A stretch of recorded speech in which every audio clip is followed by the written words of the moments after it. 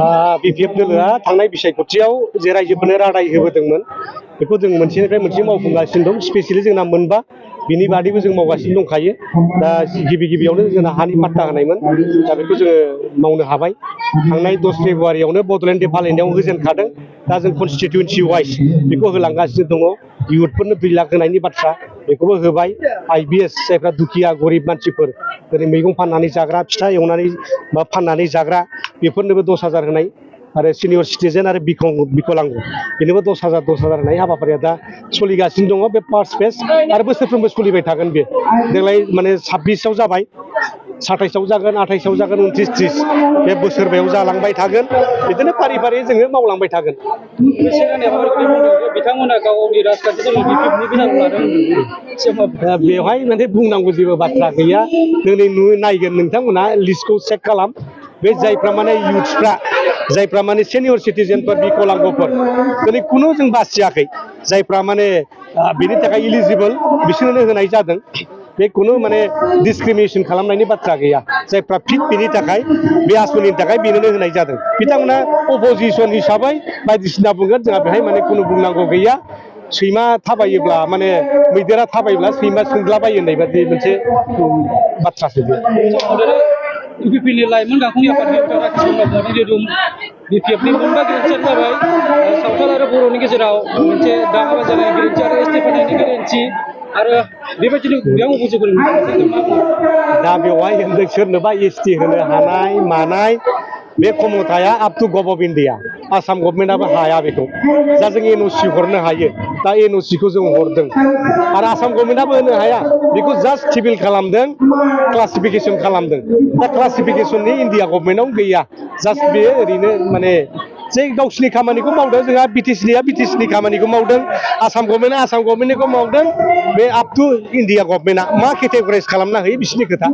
होनो हायोबा होगोन हायाबा होआ कनस्टिटिउसना एलाउ खालामबा होगोन कनस्टिटिउसना एलाउ खालामबाबो होआ बे आप टु इन्डिया गभर्नमेन्ट दा बेवहाय सोरनिबा सायाव दाय जाबसिननायनि खुनु बाथ्रा गैया बेवहाय दा बेखौ जेखि होना बे आप टु कनस्टिटिउसनासो थिग खालामगोन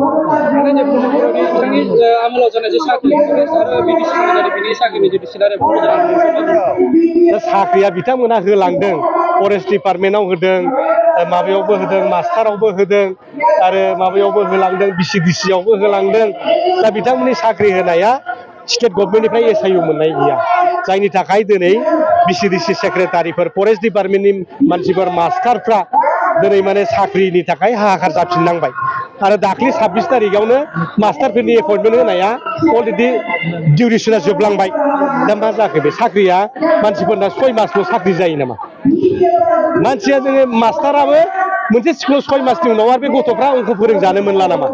बेवहाय साइन्स फोरोंजानो मोनला नामा मा मास्टार साख्रि होनाय जाखो बेलाय दा प्रमद बर'नि खामानि मावनाय इउपिपिएलनि खामानि मावनाया बिदिनो बिथांमोना खुनु मिशन भिजन गैया खोथायावसो बुङो माने बिराद माने मिशन क्वालिटि एडुकेसन बिराद मिशन बानायदों अमा मिशन बोरमा मिशन दाउ मिशन कि मिशन बानायदों मोनसेबो मावलाङाखै 5 बोसोराव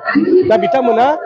रायजोफोरनो जे जेबो होनो हायाखै बिनि फिथाइखौ दाख्लै बिथांमोना मोनजाबाय जायनि थाखाय रायजोफ्रा बिथांमोनखौ 12थानिफ्राय बोख्लायनानै 7थायाव दोनफैदों बिपिएफआ 17थानिफ्राय 28ता मोनहैदों बेनो फोरमान बिथांमोना जेखि होना रायजो राजाफोरनि आखायावसो रायजो राजाफ्रा गावसोरखौ मोजां मोनाखै नालाय बिपिएफनो भटआ होदों दा बेवहाय बायदिसिना बुंलाबायना राजनिति खालामनायनि टाइम गैला दाबो सम दङ राकेशआ जुदि बिबान गारनानै फैयोब्ला बिपिएफआव जों दाबो बजबनानै लायो बिथांखौ आरो गोबांथार एमसिएलएफोर दिनै दावबायसा बर' दिनै खाम्फा बरगयारि आरो सोरबाया दिनै माने बिपिएफआव हाबनो रायलायगासिनो दं बेबादि अबस्था जानानै दं आरोखि दा एमएलए इलेक्सननि उनावहाय इउपिपिएल होननाय खुनु जिनिसानो थानाय नङा दा बे बिथांमोननि नावा बैथा गैयि जाबाय नावा गब्लंबाय दै गेजेराव थांनानै गोदोसिगोन दा बे आरोखि बे गोदोनाय नावाव रावबो गाखोला सिं बायनायाव रावबो गाखोआ दा बेबादिनो गोदोनाय नाव आरो बे सिं बायखानाय मोनसे गराय आरो पामसार जानाय मोनसे ट्रेक्टर बेखौ रावबो सालायला बाहायलाबो एबारनि इलेक्सननि उनाव बेखौ रावबो नुनाय नंला आरो मालाय